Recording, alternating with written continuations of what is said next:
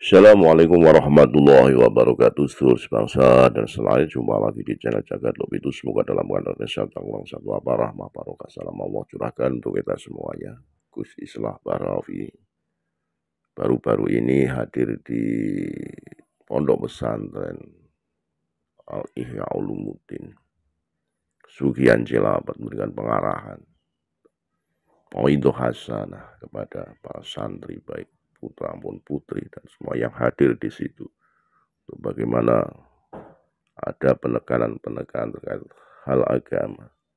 Jangan mencampur adukkan terkait dengan ilmu dan hal-hal yang akan mengotori hati para santri. Santri diharapkan mampu menguasai ilmu-ilmu alat, fikih, tauhid, ilmu-ilmu yang notabene akan memperkuat bagi para santri dan para alumni dalam hal ini untuk bagaimana ilmunya bermanfaat terhadap masyarakat. Sehingga penekanan ini perlu karena saat ini banyak sekali aliran-aliran bahkan yang tidak sama sekali mempercayai adanya Tuhan di dunia ini. Tidak berpanjang lebar, mari kita simak bagaimana Gus Islah memberikan pendadaran kepada santri lewat video berikut ini. Sekali lagi lah mohon maaf ya kali Nusantara. Assalamualaikum warahmatullahi wabarakatuh. Saya pengikut Twitter jenengan Pak. Kebetulan mungkin kami sama-sama penggemar Manchester United juga. Berbicara tentang tadi ada satu kutipan yang menarik menurut saya, yaitu produk wilayah kekuasaan berdasarkan politik dan peperangan hanya akan meninggalkan sejarah dan bangunan. Nah, konsep ini bisa diintegrasikan melalui konsep yang namanya wasatiyah.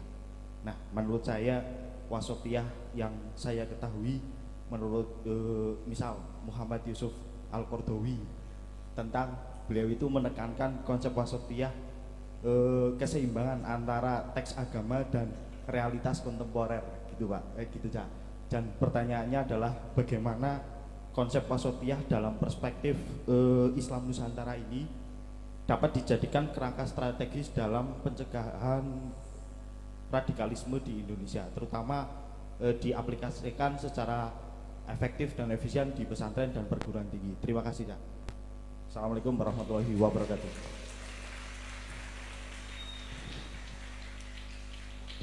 Ini dari Pondok Pesantren Ihya Ulumuddin. Luar biasa ya, kritis luar biasa, keren. Makasih Kiai. Saya jawab dulu ya. Salah satu kutipan Ibnu Khaldun di dalam Al-Muqaddimah. Ini sama penggemar Manchester United tapi kalah terus. Saya foto-foto di Old Trafford ketika saya terakhir ke Inggris kemarin itu. Sampai sekarang itu saya malu kalau posting itu, karena kalah terus MU-nya. Salah satu kutipan dari Ibnu Khaldun itu, Ibnu Khaldun dalam Al-Muqaddimah mengambil salah satu sampel, yaitu negara Maghrib. Negara Maghrib itu Ibnu Khaldun kalau posisinya itu ada di Tunis, negara Maghrib hari ini itu adalah Mali menurut banyak ahli sejarah. Lihatlah negara-negara Maghrib itu, negara-negara di barat, maksudnya di barat itu ya di Mali, Chad dan sebagainya, Niger, Afrika Utara, Sudan.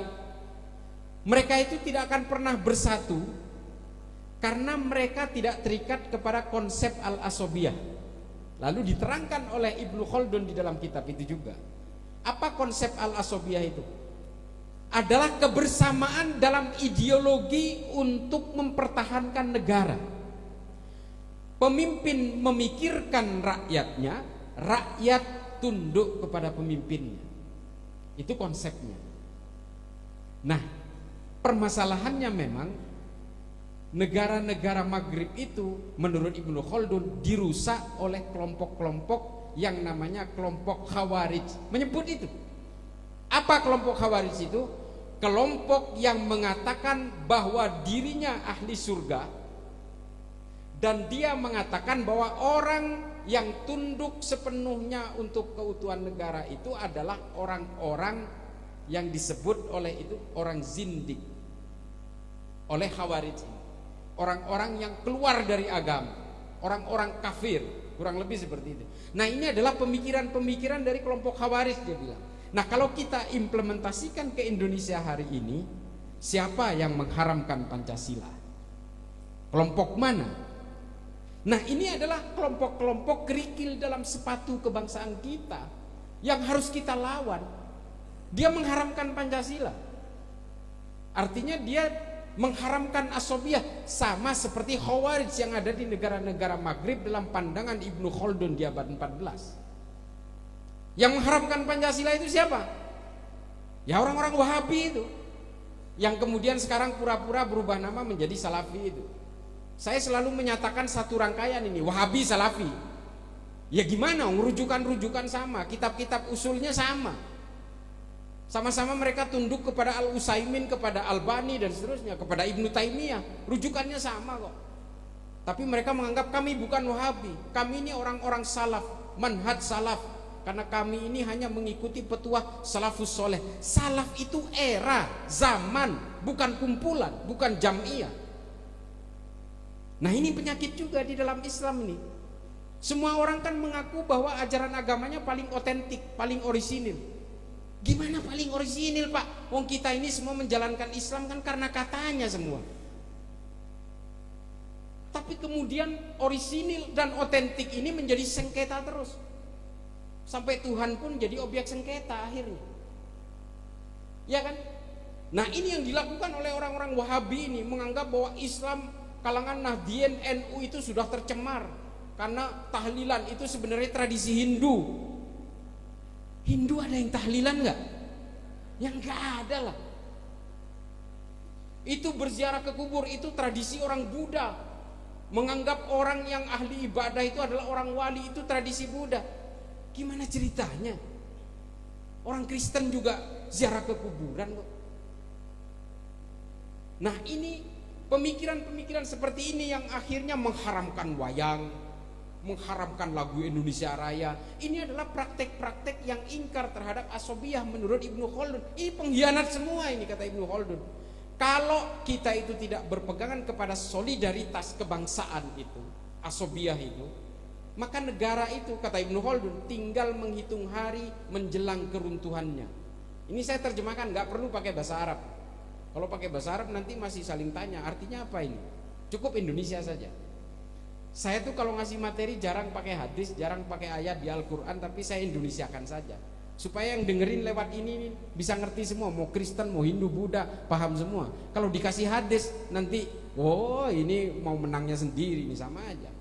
Makanya orang yang banyak ngundang saya juga, ini saya pertegas juga, yang ngundang saya juga itu bukan hanya orang Islam, Pak. Karena mereka merasa bahwa ini suara tentang manusia.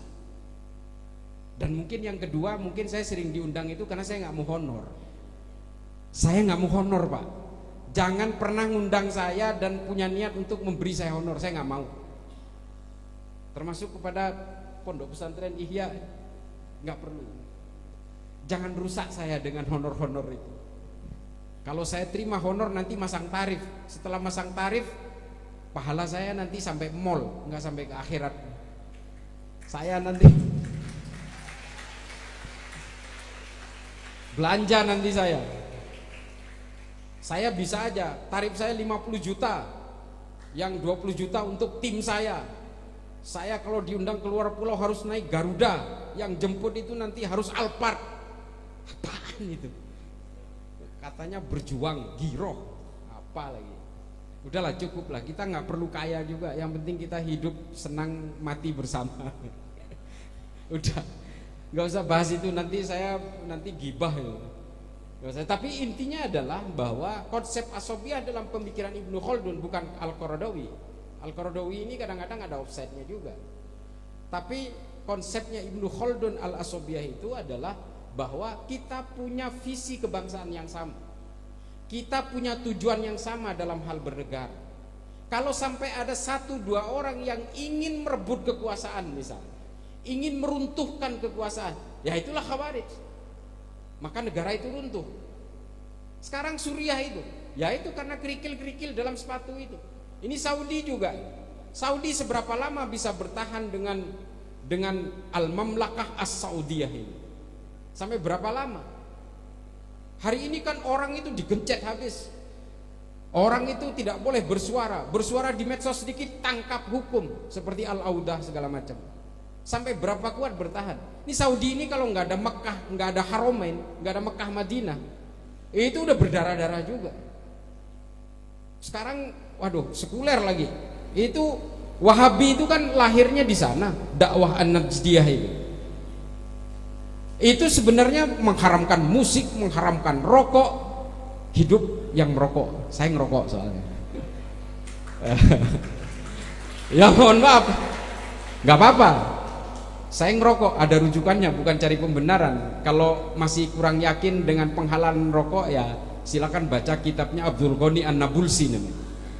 Dia membahas itu tentang bagaimana pemberdayaan ekonomi segala macam. Jadi itu ya, Saudi ini sekarang udah kebablasan. Maulidan yang diharamkan oleh mereka persis malam Maulid. Ada pertunjukan di sana itu dari grup musik namanya Bob Marley Band. Coba, mereka mengharamkan Maulid, tapi band dari Jamaika dia panggungkan di Riyadh. Ini kan anomali. Ini ulama-ulama Wahabi pesek ini kok nggak ada yang bersuara? Takut. Siapa itu? Khalid Basalamah, Syafiq Basalamah. Nggak ada yang bersuara tentang kejadian di Saudi. Karena apa?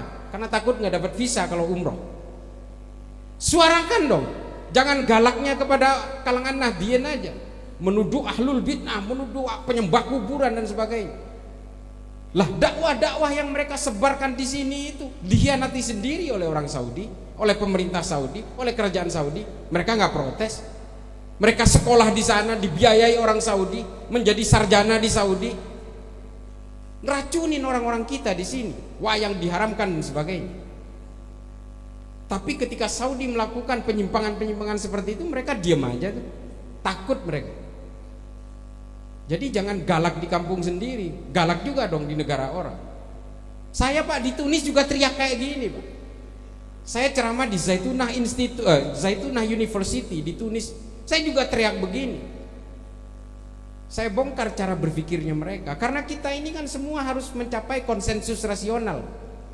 Satu hal yang tidak boleh digugat, yang betul-betul harga mati itu, jangan pertanyakan Allah itu ada di mana. Allah itu percaya nggak percaya, harus kita percaya bahwa Allah itu ada, meskipun nggak bisa dilihat dan nggak bisa diraba, hanya bisa dirasakan. Selebihnya harus mencapai konsensus rasional. Dan tidak ada di dalam Islam itu yang tidak bisa dirasionalkan. Semua bisa Pak. Kalau masih ada yang belum menemukan jawabannya, taruh dulu.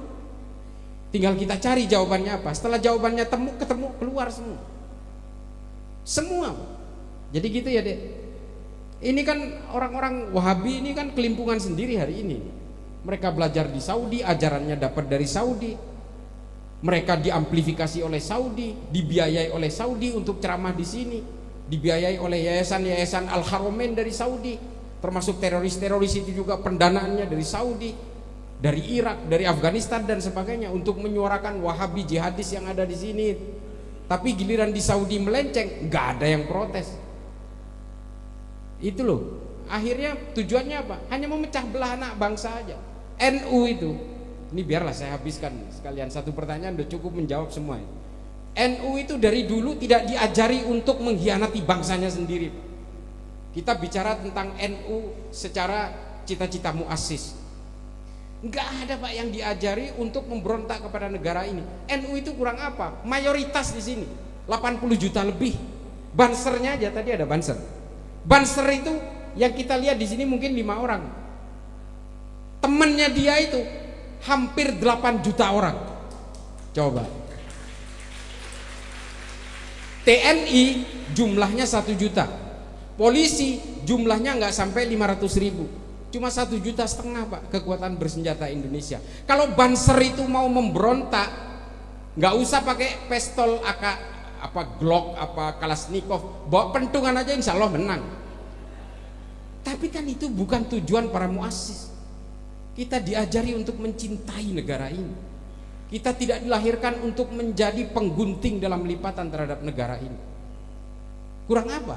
NU digencet habis-habisan sama Soeharto, dicurigai, dikucilkan, ditekan, koersif, represif. Sampai Gus Dur itu dicurigai oleh Soeharto ingin membangun negara sendiri. Sampai akhirnya di Muktamar Cipasung itu dibuat sosok tandingan namanya Abu Hasan. Menang juga itu Gus Dur. Ya artinya memang NU ini dibuat untuk keutuhan negara. Kita nggak mikir macam-macam. Tapi kan kita menjadi korban kekuasaan itu sudah terlalu berlapis-lapis. Jadi ya mumpung ini ada kamera mudah dan direkam, saya mengingatkan Pak Prabowo sekali lagi, jangan pernah punya pikiran menganaktirikan NU.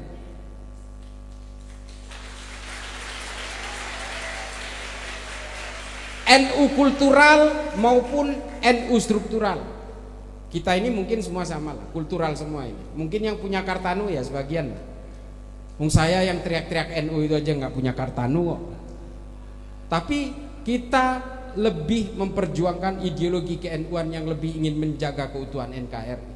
Tolong Pak Prabowo, ini siapa? Gus Uun nanti tolong siarkan ini dijadikan potongan ini. Jangan pernah punya pikiran untuk menggencet NU atau menganaktirikan NU. Tolong jangan. Supaya orang-orang NU ini tetap bisa memikirkan keutuhan negara ini. Jangan dibuat kecewa, jangan dibuat marah. Tolong rawat baik-baik. Bukan minta jabatan orang NU itu, tapi jangan dianaktirikan, itu saja cukup. Ini kan nggak enak ini suasana politik ini Pak.